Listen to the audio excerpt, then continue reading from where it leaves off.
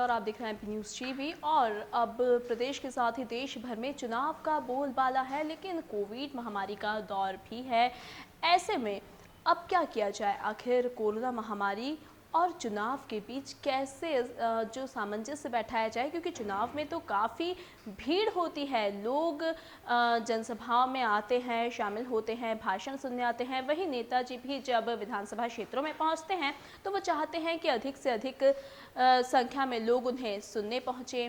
वहीं जनता भी नेताजी को, अगर उनका पसंदीदा कोई नेता होता है तो उन्हें सुनने के लिए तो ज़रूर जाती है और ज़्यादा से ज़्यादा भीड़ जुटाने की कोशिश चुनाव में की जाती है। लेकिन यहाँ जब दूसरी ओर कोरोना महामारी की बात करें तो कोरोना के तो सारे नियम यही कह रहे हैं कि जितना हो सके उतनी कम भीड़ लगाएं, ज़्यादा भीड़ इकट्ठा ना करें एक जगह पर और सोशल डिस्टेंसिंग हमेशा बनाकर रखें। लेकिन जब चुनाव की बात है तो यहाँ पर तो भीड़ जो है वो सोशल डिस्टेंसिंग का तो यहाँ नामो निशान नहीं है। लेकिन हम बात कर रहे हैं अब जब चुनाव का बोलबाला है तो ऐसे में जो मंच साझा करते हैं जो लोग प्रत्याशी होते हैं और ख़ास तौर से स्टार प्रचारकों की इन चुनाव में अहम भूमिका होती है। तो अब हम यहाँ स्टार प्रचारकों की अगर हम बात करें तो कोविड महामारी के बीच जो विधान उपचुनाव की जो सरगर्मियां हैं वो बेहद परवान चढ़ती नज़र आ रही हैं। और वायरस को ध्यान में रखते हुए निर्वाचन आयोग ने स्टार प्रचारकों की जो संख्या है वो भी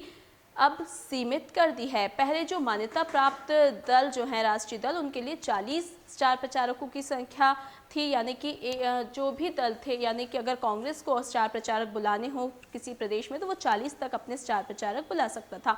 लेकिन जो गैर मान्यता प्राप्त दल हैं उनके लिए ये संख्या केवल 20 है, यानी कि वो सिर्फ 20 स्टार प्रचारकों को ही किसी भी जगह सभा करने के लिए बुला सकता है।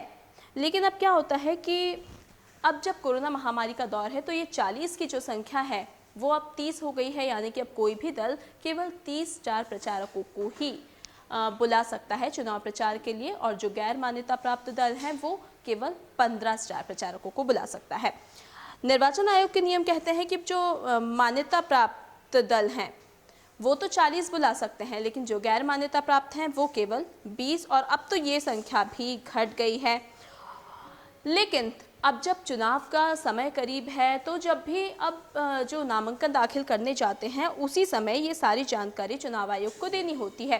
ये सारे जो स्टार प्रचारकों की लिस्ट है वो जारी कर दी जाती है जब नामांकन दाखिल करने जाते हैं। तो अब चुनाव चाहे विधानसभा का हो या लोकसभा का, हर पार्टी अपने कैंपेन के लिए स्टार प्रचारकों को बुलाती है। और कई बार तो इन प्रचारकों को बाकायदा प्लेन और हेलीकॉप्टर भी मुहैया कराया जाता है। कई बार ये स्टार प्रचारक बाय रोड जाते हैं।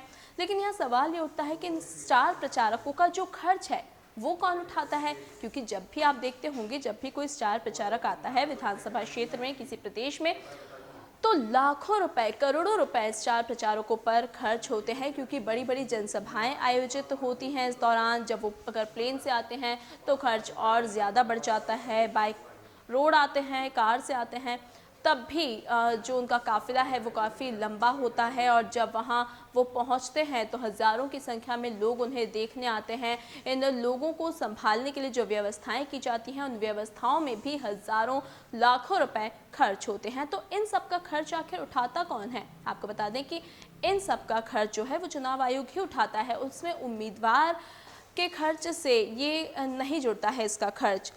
लेकिन हाँ, अगर उसे विधानसभा क्षेत्र में अगर किसी होटल में वो रुकता है स्टार प्रचारक तो ज़रूर इसका जो खर्च है वो उम्मीदवार के ही खाते में जोड़ा जाता है। इसकी वजह ये है कि इन पर होने वाले खर्च को लेकर नियम कानून है और इनमें छोटा सा उल्लंघन भी उम्मीदवार के लिए मुसीबत खड़ी कर सकता है। क्योंकि अगर उम्मीदवार चाहे कि वो अपनी तरफ से कुछ ज़्यादा खर्च करे और स्टार प्रचारक से कुछ ज़्यादा अपनी ओर से चर्चा करवाए या लोगों को आकर्षित करने के लिए जो स्टार प्रचारक का थोड़ा ज़्यादा यूज़ करे, तो ऐसा नहीं होता है, क्योंकि वो नियम का उल्लंघन करना होता है। अगर वो अपनी मर्जी से स्टार प्रचारक से कहता है कि आप एक दिन और रुक जाएं, यदि वो होटल में ठहरता है तो फिर उसका पूरा खर्च जो है वो उम्मीदवार को ही उठाना पड़ता है।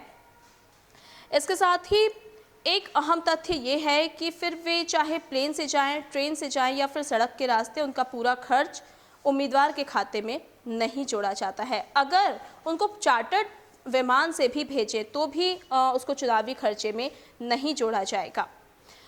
अब आपको ये तो पता चल गया है कि इन स्टार प्रचारकों का जो खर्च है वो पूरा चुनाव आयोग ही उठाता है, लेकिन इनके कुछ नियम भी होते हैं जो पूरी तरह से चुनाव आयोग इनको समझाता है और उनको पूरी तरह से उन्हीं नियमों पर चलना पड़ता है। यदि एक भी नियम को तोड़ा गया तो फिर उसका खामियाजा उम्मीदवार को ही भुगतना पड़ता है। Thank you. एमपी की नब्ज, एमपी का हाल, मध्य प्रदेश की हर खबर एमपी न्यूज टीवी के साथ। लगातार खबरों के लिए सब्सक्राइब करें हमारा YouTube channel MP news TV. Latest updates के लिए बेल आइकन दबाना जरा भी न भूलें।